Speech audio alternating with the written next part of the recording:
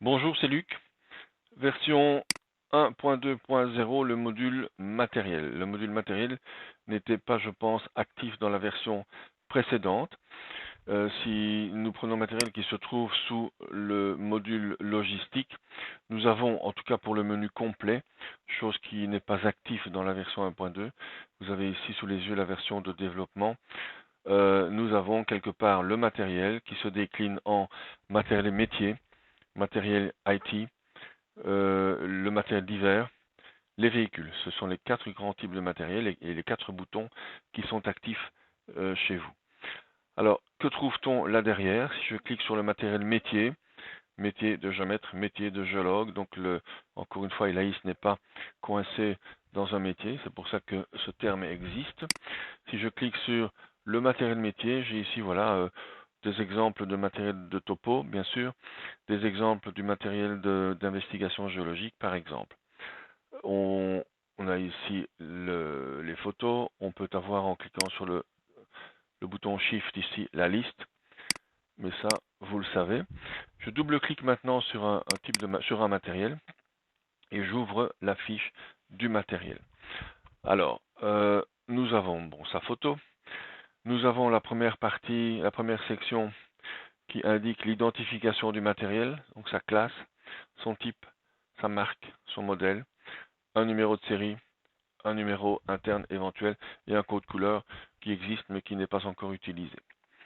On retrouve ici, et c'est exactement le même principe que dans la fiche contact, la classe le type de matériel que c'est, la grande classe, métier, IT, divers, véhicules, un matériel qui est actif, donc son statut.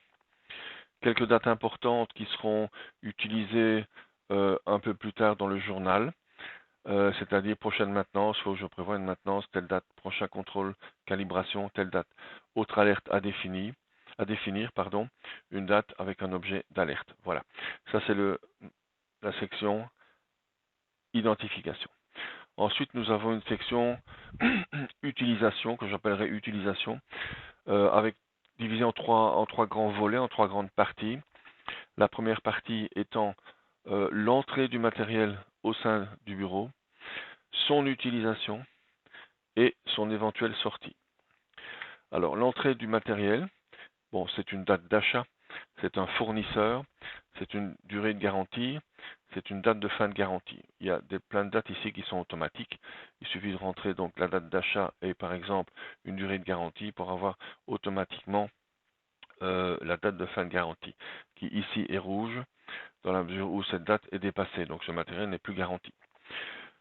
Des notions d'assurance, il est clair que un certain type de matériel a besoin d'une assurance, avec dans cette petite section toutes les informations relatives à l'assurance du matériel.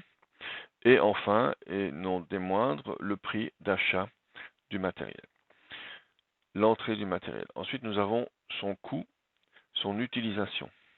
Entre parenthèses, voilà, mise en service. Donc ici, le matériel a comme statut soit en service, soit hors service, vendu, autre, jeté à la poubelle, à la décharge. Alors pour ce qui est de l'utilisation et de son coût, quelques switches.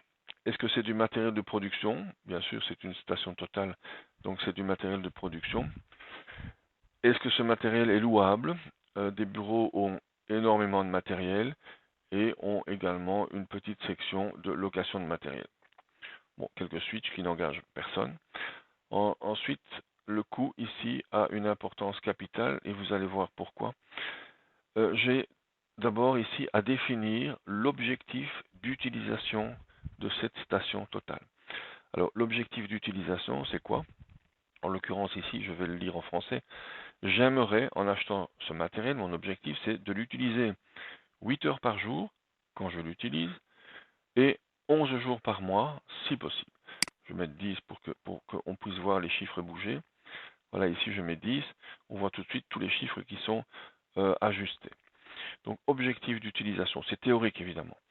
Et tous ces objectifs, tous ces chiffres servent à définir ici un coût horaire. Durée d'amortissement. Donc ici, nous avons un matériel de 35 000 € que nous avons amortir avec éventuellement ici une discussion avec le comptable, en 60 mois, donc 5 ans, soit un taux de 20%. Deux chiffres ici en vert qui sont importants, qui sont calculés automatiquement en fonction de tout ce qu'on vient déjà d'introduire. C'est le premier coût horaire.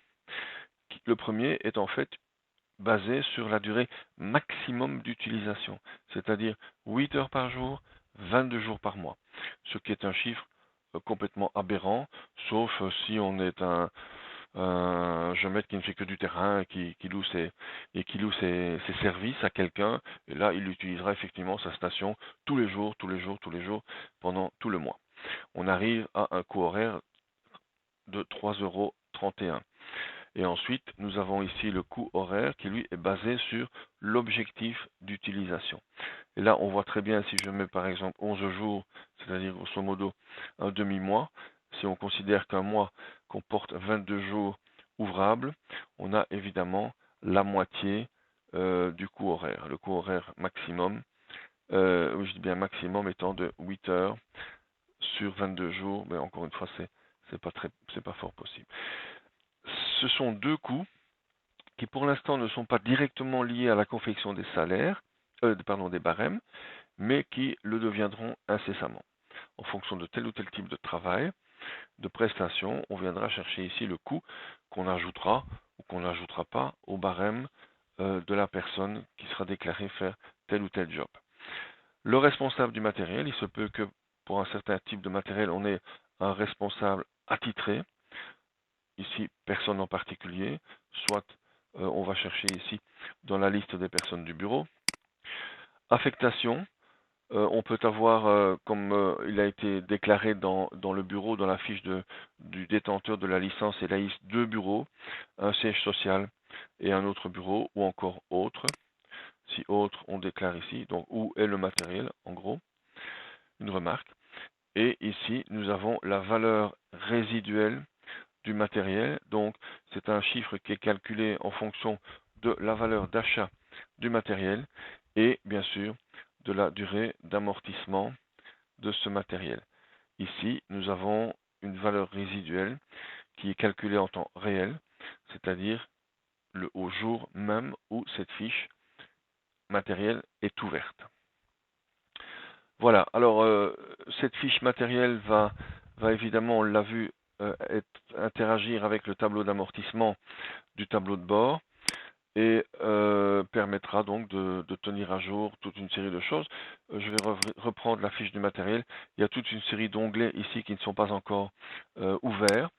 Bon, les notes, ce sont les notes, mais nous avons ici la possibilité d'introduire les spécifications du matériel, la maintenance, donc la liste des différentes maintenances que l'on aura eues avec ce matériel, les contrôles, autrement dit l'évaluation, l'évolution des contrôles du matériel, éventuellement les anomalies, si c'est un véhicule, le calcul du coût par kilomètre, et enfin quelque chose qui apparaîtra probablement dans le courant de la version 2, les attributs de la balise de géolocalisation du matériel, qui est évidemment propre au véhicule, mais qui peut être également active sur n'importe quel type de matériel. Et on a ici plutôt un bouton géolocalisation. Donc lorsque la balise sera installée et setée, donc calibrée, etc., nous aurons ce petit machin clignotant et nous pourrons voir en temps réel où se trouve le matériel sur la carte. Donc c'est intéressant et c'est compréhensible pour les véhicules et pourquoi pas sur un théodolite qu'on veut voir et qu'on veut traquer sur le terrain. Voilà donc la fiche du matériel et c'est tout pour l'instant. Donc matériel, je me répète, métier, IT, possibilité de dessiner le réseau quand le groupe IT équipement, donc le matériel IT sera complètement au point. Et puis alors il y aura une gestion des licences et des abonnements plus tard. Voilà en ce qui concerne aujourd'hui le matériel. Moi je vous conseillerais simplement, si vous avez quelque part, j'imagine dans un classeur, la liste de votre matériel, d'introduire de temps en temps une fiche, et pour finir d'avoir en définitive et assez rapidement la possibilité de tracer tout ça et d'obtenir, pour rappel, le tableau d'amortissement dans le tableau de bord. Voilà en ce qui concerne le module logistique et le sous-module matériel. Bon travail.